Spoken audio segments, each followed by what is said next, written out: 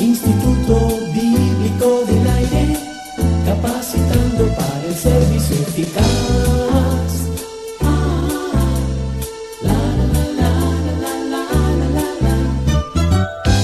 Saludos y bienvenido al Instituto Bíblico del Aire. Uno de los hombres más destacados de la Biblia no hizo grandes milagros o cosas espectaculares. El Evangelio de Juan nos lo presenta enfocando más bien lo que no era en lugar de aquello que sí era. Hoy aprenderemos sobre Juan el Bautista en la continuación de nuestros estudios en el Evangelio de Juan. Preste mucha atención. Alberto Valle ya está listo con esta gran enseñanza.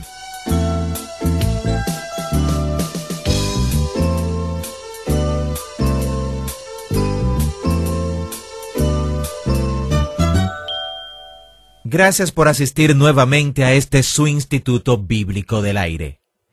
Cuando concluimos nuestro último estudio en este Evangelio de Juan, nos enfocamos en algunos de los versos que nos hablan de la vida de Juan el Bautista. Nos dice en el capítulo 1 que el sistema religioso de aquel entonces envió a algunos para que entrevistaran a este gran profeta, de quien Jesús dice fue el más grande de todos los profetas.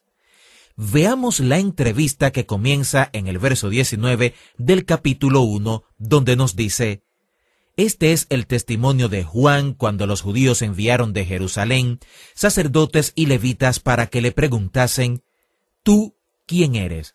Confesó y no negó, sino confesó: Yo no soy el Cristo. Y le preguntaron: ¿Qué pues? ¿Eres tú Elías? Dijo: No soy. ¿Eres tú el profeta? Respondió: No. Le dijeron: Pues ¿quién eres? Para que demos respuesta a los que nos enviaron. ¿Qué dices de ti mismo? Dijo: Yo soy la voz de uno que clama en el desierto.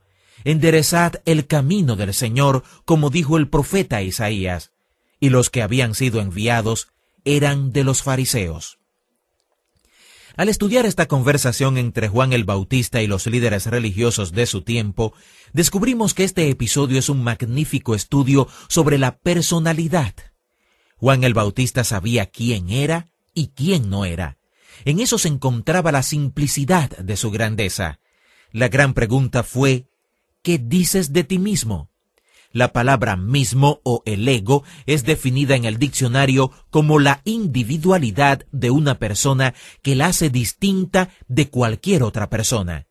La Escritura nos enseña que cuando Dios nos hizo a cada uno, Él botó el molde. Y cada vez que Dios crea un ser humano, arroja el molde. No hay nadie como usted, nunca lo ha habido y nunca lo habrá. Usted es absolutamente único e individual. Cada ser humano es designado para ser único. De acuerdo a las Escrituras, descubrimos esa individualidad cuando estamos en Cristo, porque si no estamos en Cristo, tendemos a imitar, a copiar, tendemos a conformarnos o a permitir que nos dominen. Podríamos decir que, en cierto sentido, hasta nos vendemos a nosotros mismos por un plato de sopa, como lo hizo Esaú. Y es ahí donde perdemos nuestra individualidad, lo que llamamos nuestra identidad. La Escritura se refiere a esta verdad con la palabra mismo.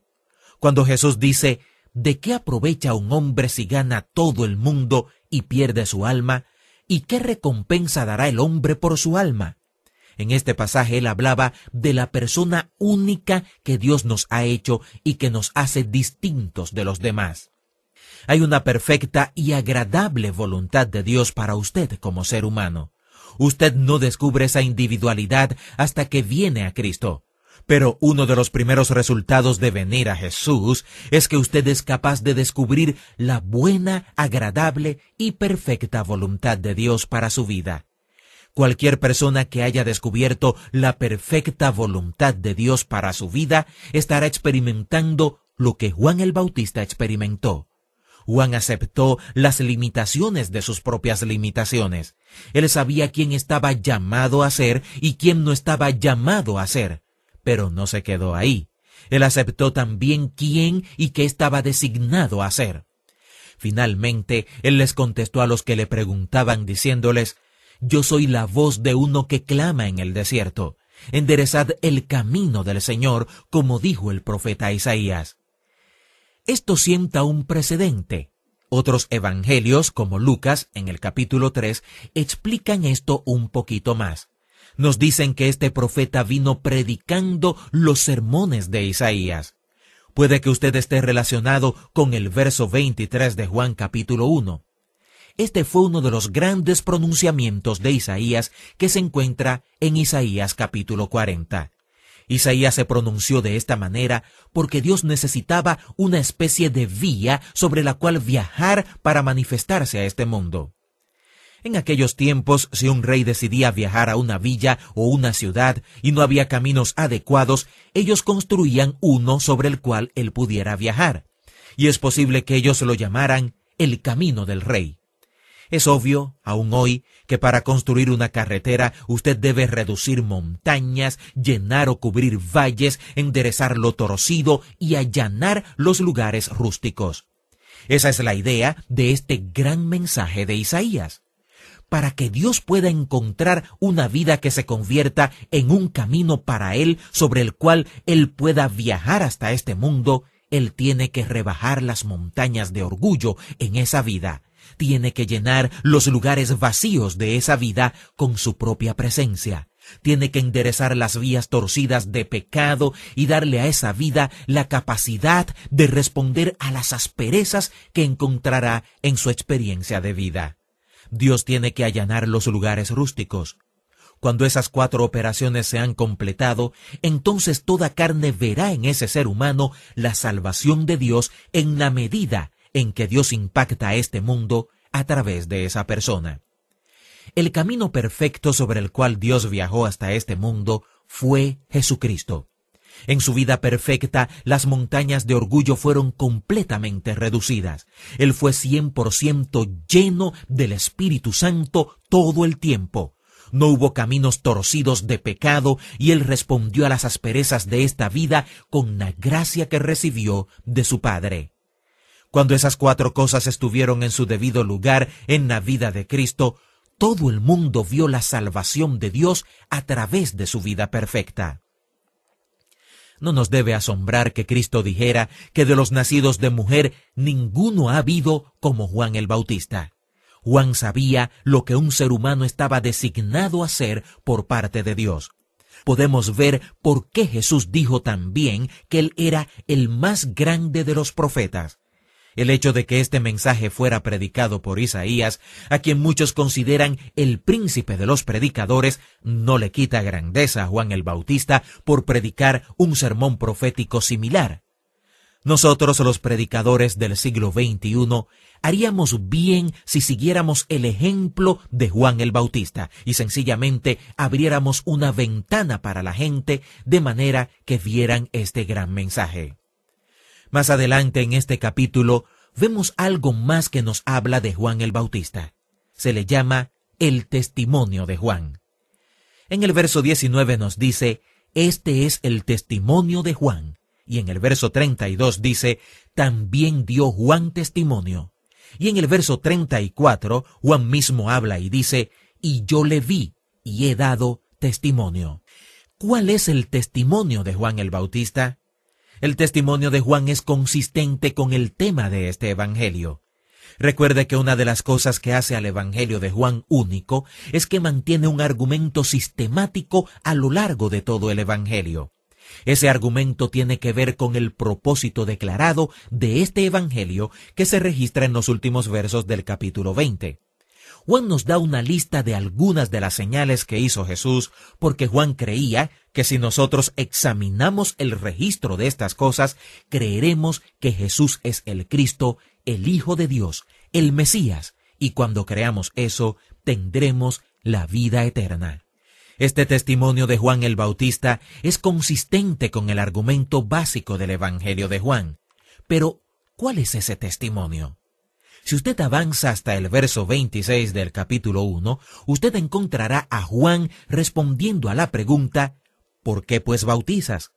Juan les respondió diciendo, yo bautizo con agua, mas en medio de vosotros está uno a quien vosotros no conocéis. Este es el que viene después de mí, el que es antes de mí, del cual yo no soy digno de desatar la correa del calzado.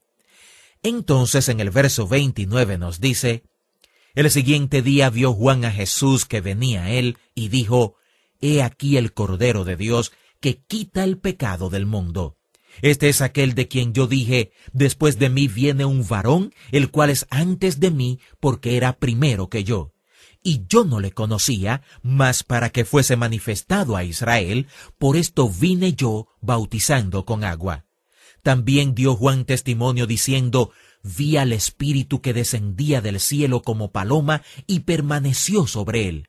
Y yo no le conocía, pero el que me envió a bautizar con agua, aquel me dijo: sobre quien veas descender el Espíritu y que permanece sobre él, ese es el que bautiza con el Espíritu Santo.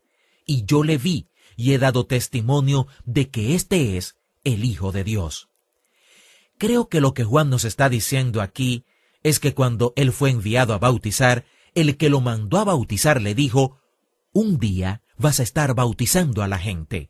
Cuando bautices a cierto hombre, el Espíritu Santo descenderá sobre él en forma de paloma y permanecerá sobre él. Cuando eso pase, debes entender que ese es el Hijo de Dios.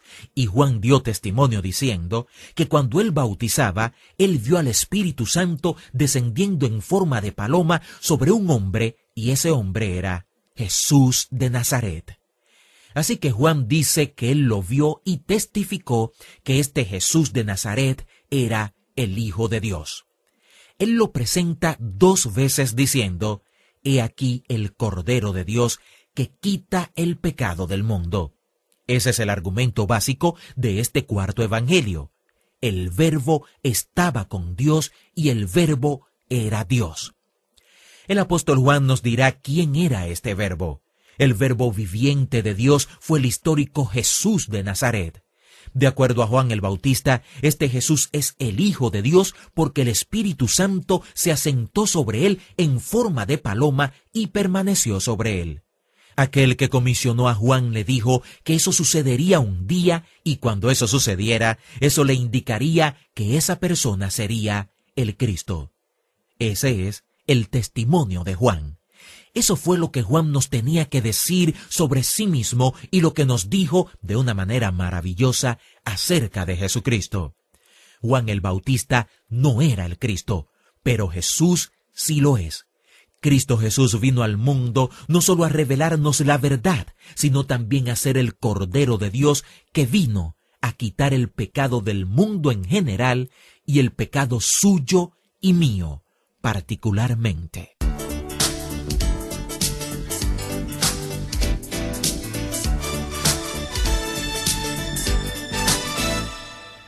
Así finaliza otra importante clase del Instituto Bíblico del Aire.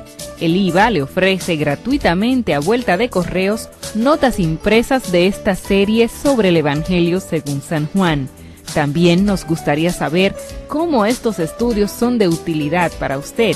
Escríbanos al Instituto Bíblico del Aire, P.O. Box 2805, Miami, Florida 33265, Estados Unidos, o al correo electrónico iba@transmundial.org. Hasta nuestra próxima clase.